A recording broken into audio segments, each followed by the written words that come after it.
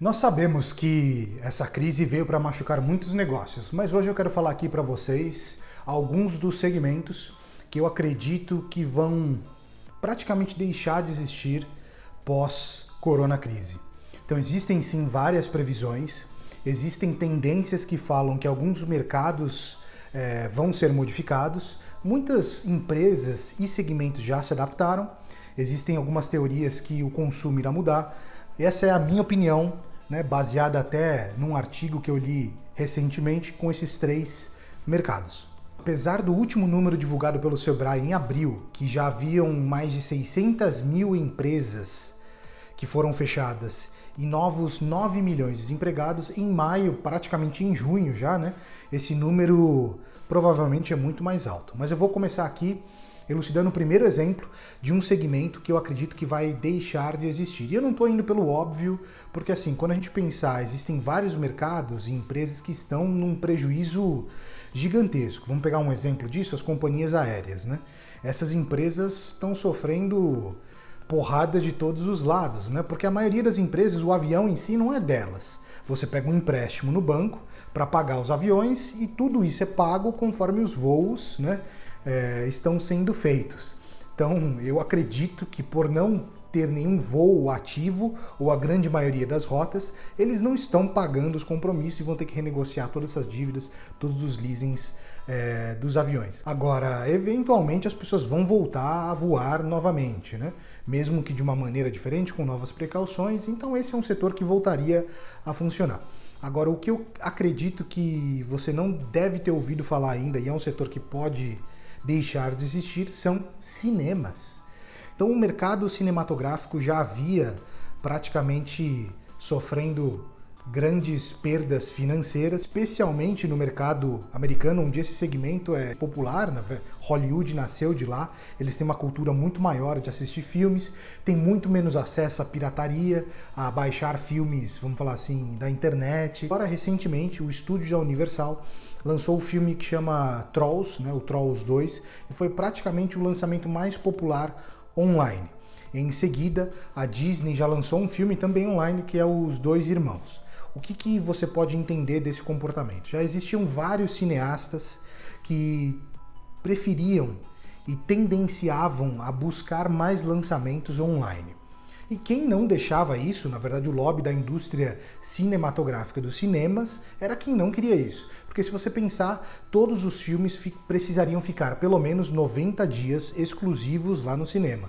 Alguns, o período negociado era maior, outros menor, mas existia sim um período de exclusividade dos cinemas. Dessa maneira que os cinemas lucram, porque quem quer assistir o filme logo vai assistir antes, não vai esperar para sair nas plataformas online, e além disso, os cinemas lucram lá com uma parte do ingresso, fica para eles, uma outra parte vai para os estúdios que criaram os filmes, fora os produtos agregados, pipoca, refrigerante, que eles acabam ganhando.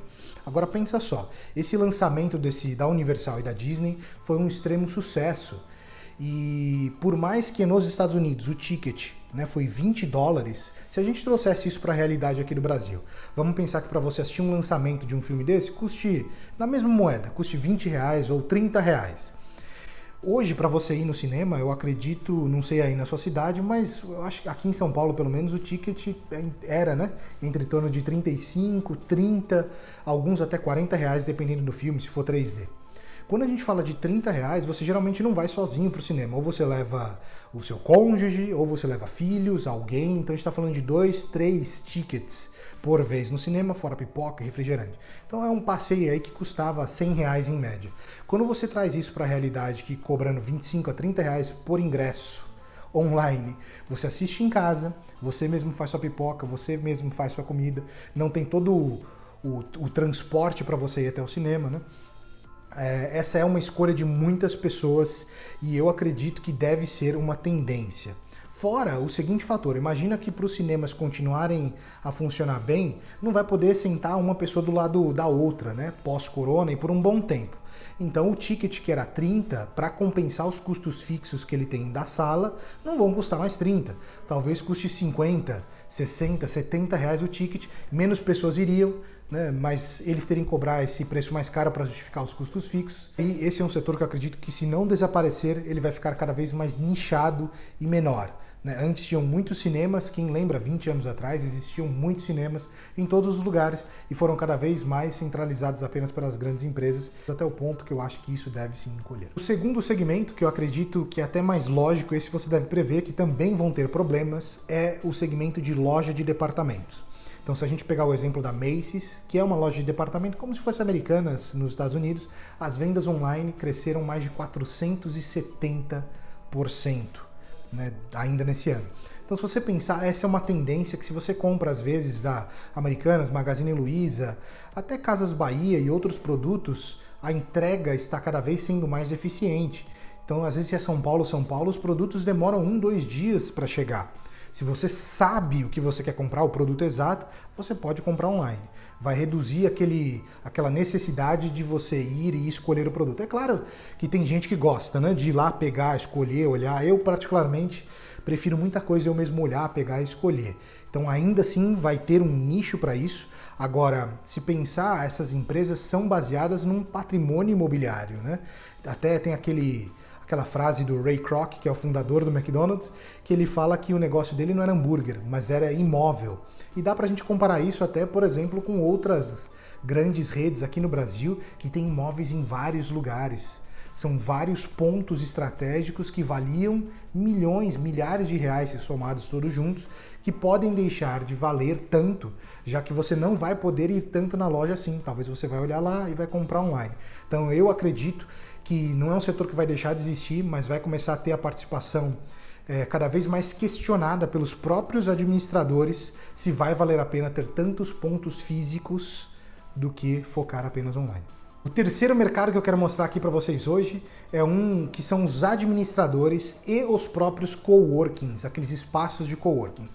É muito comum uma multinacional, uma empresa com muito capital, comprar ou alugar um escritório. Geralmente não compram, geralmente alugam um escritório, reformam e fazem todo um investimento para deixar um escritório bonito, para poder receber clientes, para poder os próprios colaboradores da empresa se sentirem bem naquele ambiente, E os espaços coworking, muitas vezes essas empresas não querem alugar e investir numa estrutura, acabam alugando espaços dessas empresas de aluguéis compartilhados. Aluguel compartilhado, basicamente, você aluga um andar inteiro e depois você subloca salas. O ponto é, muitos escritórios perceberam que a produtividade de todo mundo, até em alguns segmentos, aumentaram. Então, se a produtividade aumentou, com as pessoas ficando em casa, por que não continuar com essa prática? Então, isso eu acredito que seja uma nova tendência.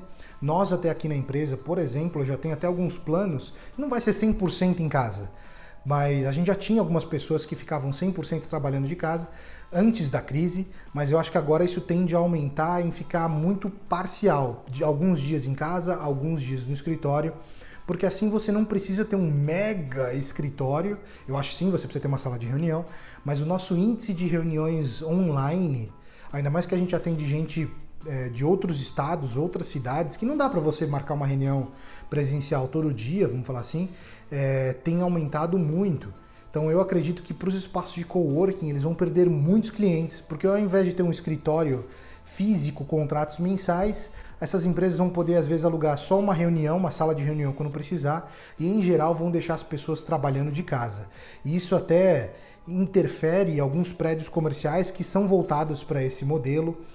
Várias empresas vão questionar o tamanho dos escritórios e vão pensar às vezes numa estrutura reduzida para fazer uma compensação aí entre escritório físico e escritório online de casa, vamos falar assim. E é isso, pessoal, obrigado por ter assistido mais um vídeo aqui de hoje. Esse é um insight diferente que tinham me pedido para falar sobre algumas previsões pós-crise. Eu acredito que isso vale só para alguns segmentos. E me diz aqui embaixo nas respostas, já tinha pensado nesses segmentos que eu comentei aqui, eles fariam sentido para você ou não? Você discorda do que eu expus aqui? Deixa aqui outras ideias e outras opiniões sobre quais outros segmentos que você acha que vão ser extinguidos pós-coronacrise. Até o próximo vídeo.